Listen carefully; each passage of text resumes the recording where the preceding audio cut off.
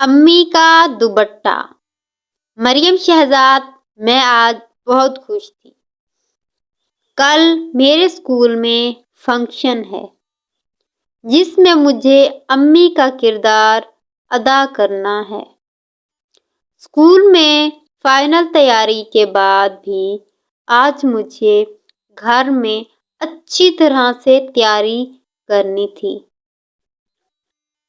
کیونکہ ٹیچر نے کہا تھا کہ اپنی امی کو اچھی طرح سے دیکھنا، کیسے اٹھتی بیٹھتی ہیں، کام کرتے وقت کیسے دوپٹہ لیتی ہیں، وغیرہ وغیرہ۔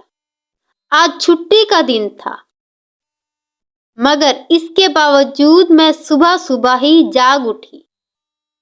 سارا دن میں امی کو دیکھتی رہی کہ کیا کیا کام کس طرح کیا۔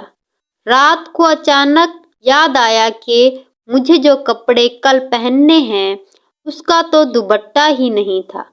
میں نے پریشان ہو کر امی سے کہا تو انہوں نے تسلی دی، کوئی بات نہیں، تم یہ دوپٹہ لے لینا جو میں نے اوڑھا ہوا ہے، یہ اچھا میچ ہو جائے گا۔ یہ دوپٹہ؟ میں ایک دم پریشان ہو گئی۔ کیوں، کیا ہوا؟ امی نے پوچھا تو میں نے کہا، نہیں کچھ نہیں، بس میں سونے جا رہی ہوں۔ میں بستر پر آ کر لیٹ گئی، مگر نیند میری آنکھوں سے کوسوں دور تھی۔ میری آنکھوں میں صبح سے اب تک کی امی کی مصروفیات چل رہی تھی۔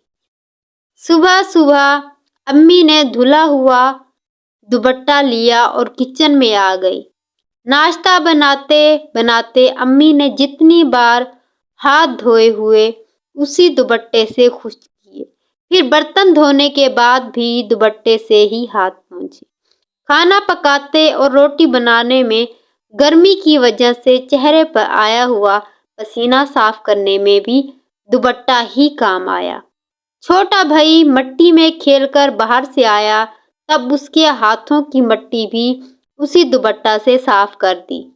گرم پتیلی چولہے سے اتار کر ایک طرف رکھی تو وہ بھی دوپٹے سے ہی پکڑ کر، اور مننے کی بہتی ہوئی ناک بھی کتنی مرتبہ دوپٹے کے کونے سے صاف کر دی۔ اف، میں یہ دوپٹہ کیسے لوں گی؟